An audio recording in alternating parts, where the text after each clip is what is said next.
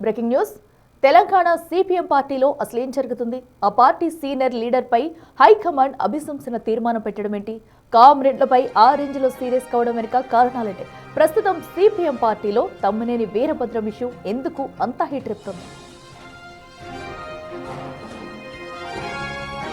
తెలంగాణలో పార్టీ ప్రతిష్ట మసకబారడం, ఎన్నికల్లో వరుసగా ఘోర పరాజయాలు, అగ్రనేతలపై వస్తున్న అవినీతి ఆరోపణలను సిపిఎం కేంద్ర నాయకత్వం తీవ్రంగా పరిగణించింది. పార్టీ నియమావళికి విరుద్ధంగా వ్యవహరించడం, ఏకపక్ష నిర్ణయాలతో పార్టీని దెబ్బతీయడం వంటి అంశాలపై దృష్టి సారించి రాష్ట్రానికి చెందిన 3 నేతలపై క్రమశిక్షణా చర్యలకు ఉపక్రమించింది. మాజీ రాష్ట్ర కార్యదర్శి తమ్మినేని వీరభద్రం, రాష్ట్ర కమిటీ సభ్యులు స్కైలా బాబు ప్రసాద్ పై అభిశంసన తీర్మానం ప్రవేశపెట్టారు.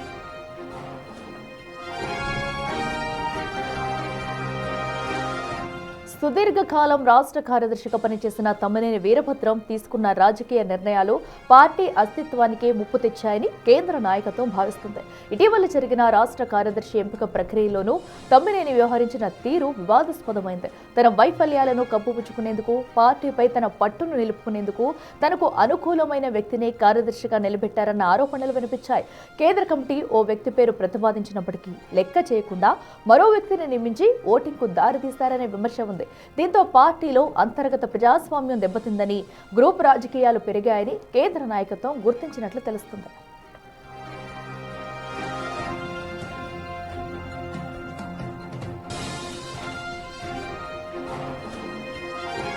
ఇక మరింత సమాచారం మా ప్రతినిధి వెంకట్ లైవ్ లో అందిస్తారు. వెంకట్, చెప్పండి. ఏదైతే సిపిఎం పార్టీలో కూడా తమ్మినేని వీరభద్రం పై చర్యలు తీసుకునే అవకాశం అయితే స్పష్టంగా కనిపిస్తుంది. సో ఇందుకు తను ఓన్గా తీసుకున్న డిసిషన్సే ప్రధాన కారణాలుగా చెప్పుకోవచ్చు. అప్డేట్స్ ఏంటి?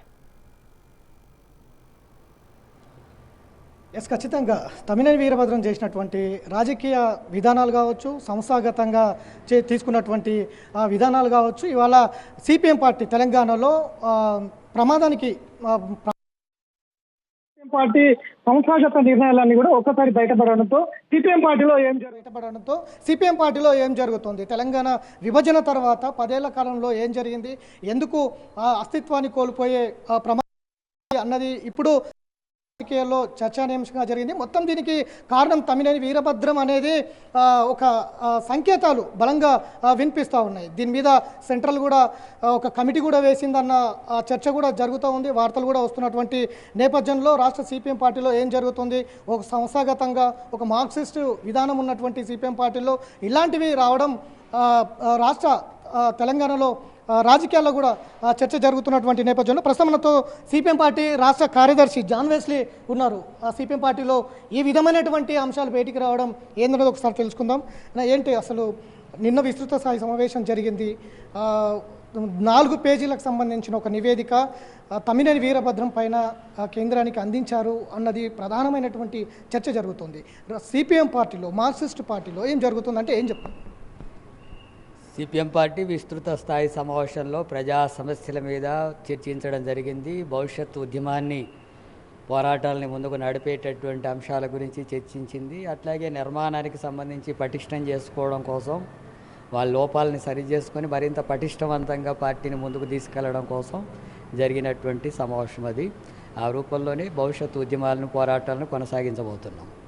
ఇప్పుడు తమ్మినేని వీరభద్రం పైన వస్తున్నటువంటి అది విమర్శలు కావచ్చు, లేదంటే వార్తలు కావచ్చు, మీరు ఇచ్చినటువంటి నివేదిక, అభిశంసన నివేదిక కూడా కేంద్రానికి ఇచ్చినట్టుగా తెలుస్తోంది. దాని మీద కేంద్రం కూడా ఒక ద్విసభ్య కమిటీ వేసినట్టు కూడా తెలుస్తోంది. అసలు తమ్మినేని వీరభద్రం పైన అటువంటి నివేదిక ఎవరిచ్చారు? పార్టీ ఇచ్చారా? అసలు ఇచ్చారా, ఇవ్వలేదా, ఏం జరిగింది? పార్టీకి సంబంధించినటువంటి నిర్మాణ అంశాలకు సంబంధించినవన్నీ కూడా ఇవి అంతర్గతంగా జరుగుతాయి. అంతర్గతంగా జరిగే విషయాల్ని బహిరంగంగా చెప్పాల్సినటువంటి అవసరం లేదు. అందుకని అంతర్గతమైనటువంటి విషయాల్లో చాలా విషయాలు చర్చలు జరుగుతుంటాయి. వాటన్నిటినీ బహిర్గతంగా చెప్పాల్సినటువంటి అవసరం ఏమీ లేదు. ఇప్పటికే సిపిఐ పార్టీ, ఇక్కడ సిపిఐ పార్టీ కన్నా కూడా సిపిఎం పార్టీ ఒక బలమైన పార్టీ రాష్ట్రంలో. సో అట్లాంటి సిపిఎం పార్టీ గడిచిన ఎన్నికల్లో పూర్తిగా వైఫల్యం చెందడం, ఎన్నికల్లో పూర్తిగా కూడా సిపిఐ ఇవాళ గతంలో బీఆర్ఎస్కి మద్దతు తెలిపినప్పటికీ కూడా ఈ ఎన్నికల్లో కాంగ్రెస్ పార్టీతో వెళ్ళిన నేపథ్యంలో ఒక ఎమ్మెల్యే గెలవడం, అట్లనే కార్పొరేషన్ కూడా కైవసం చేసుకున్నటువంటి పరిస్థితి. ఖమ్మం జిల్లా లాంటి ఉనికి ఉన్నటువంటి, బలంగా ఉన్నటువంటి మీ పార్టీ అక్కడ ఇవాళ 0 స్థాయికి పడిపోవడం, ఇట్లాంటి సందర్భం అన్నీ కూడా ఎట్లా చూస్తాం? అంటే వీటికి సంబంధించినటువంటిది సిపిఐ ఎమ్మెల్యే గెలవడం, కార్పొరేషన్ గెలవడాన్ని అభినందిస్తున్నాం. అది కమ్యూనిస్ట్ పార్టీ, వామపక్ష పార్టీ అది బలపడడం అనేటటువంటి దాన్ని మేము హర్షిస్తున్నాం. అట్లాగే సిపిఎంకు సంబంధించినటువంటిది ఎమ్మెల్యే గెలవకపోవడం లేదా కార్పొరేషన్ గెలవకపోవడం అనేటటువంటి దాన్ని బట్టి దాని బలహీనత అనేటటువంటి విషయం చెప్పడానికి వీల్లేదు.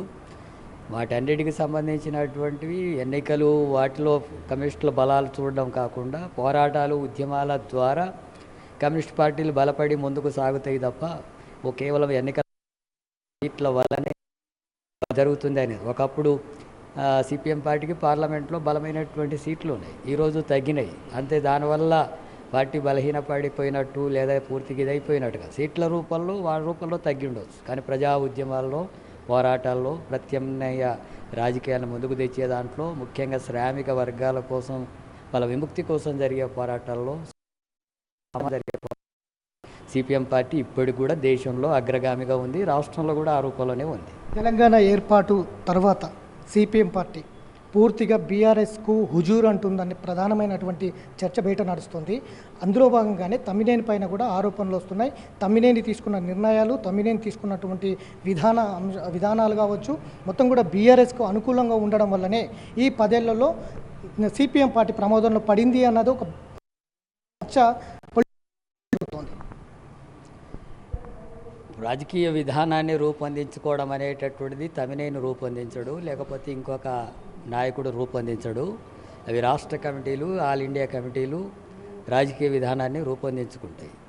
ఆ రాజకీయ విధానానికి అనుగుణంగా అమలు జరగడం అనేటటువంటిది ఉంటుంది. తమ్మినేని అయినా సరే, ఇంకొకరైనా సరే రాష్ట్ర కమిటీ ఆమోదించుకున్నటువంటి రాజకీయ విధానాన్ని, కేంద్ర కమిటీ కూడా ఆమోదించినటువంటి విధానాలని ప్రజల్లోకి తీసుకెళ్లడం అనేది జరుగుతుంది. ఆ రాజకీయ విధానంలో ఏదైనా పొరపాట్లు జరిగి నష్టం జరిగితే అది సమీక్షించుకొని సరి చేసుకోవడం కూడా ఉంటుంది. వ్యక్తిగా రాజకీయ విధానాలని రూపొందించడం అనేటటువంటిది ఉండదు. వ్యక్తిగా భిన్నాభిప్రాయాలు కూడా ఉండొచ్చు, కానీ వ్యక్తిగానే రాజకీయ విధానాలు అమలు చేయడం అనేటటువంటిది ఉండదు. అవన్నీ కూడా సమిష్టిగా జరిగేటటువంటి విషయాలుగానే ఉంటాయి. ఇంకొక ప్రధానమైన అంశం మీ పార్టీలోనే చర్చ జరుగుతుంది.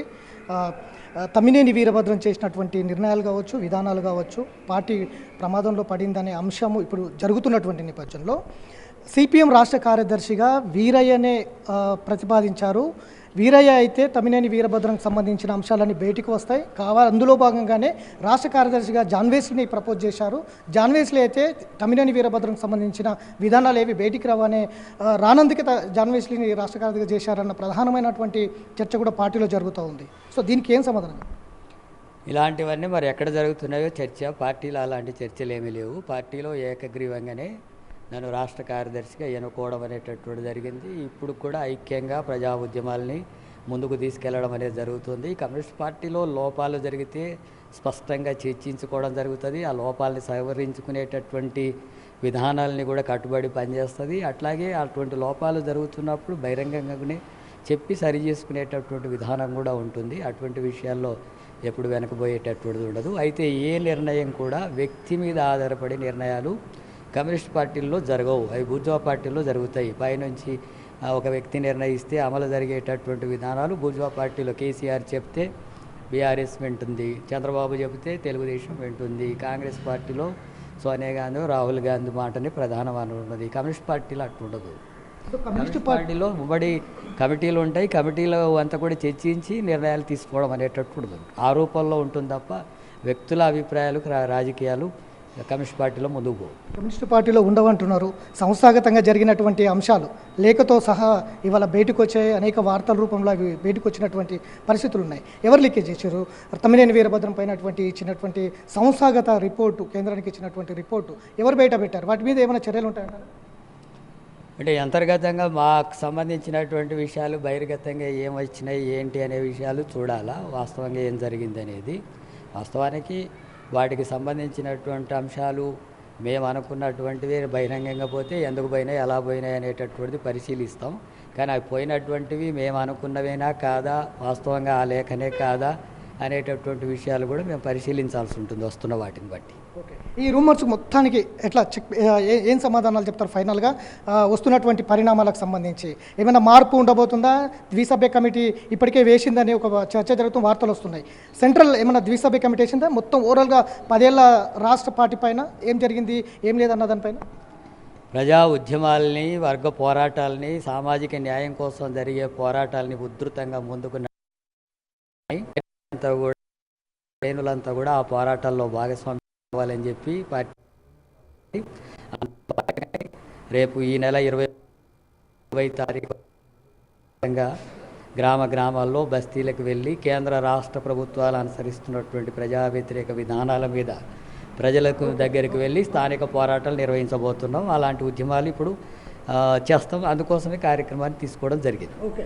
సో అయితే పార్టీలో వస్తున్న అంశాలకు సంబంధించి ఎలాంటి లేవు, ఇవంతా కూడా కేవలం ప్రచారం మాత్రమే జరుగుతూ ఉంది. ఒకవేళ ఆ విధమైనటువంటి లేఖలు కావచ్చు, తమ్మినేని వీరభద్రం మీద ఇచ్చినటువంటి అంశాలు కావచ్చు బయటికి వస్తే దాని మీద మేము పరిశీలిస్తాం చెప్తున్నారు. గతం నుంచి కూడా సిపిఎం పార్టీలో వస్తున్నటువంటి అంశాలు ఈ 10 ఏళ్ల కాలం పాటు సుదీర్ఘంగా రాష్ట్ర కార్యదర్శిగా చేసినటువంటి తమ్మినేని వీరభద్రం వల్లే పార్టీ ప్రమాదంలో పడింది, అస్తిత్వాన్ని కోల్పోతుంది.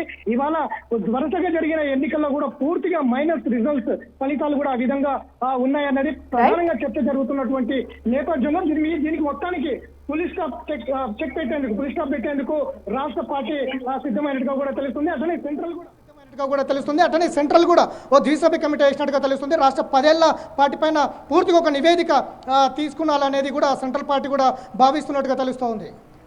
Right Venkat, thank you.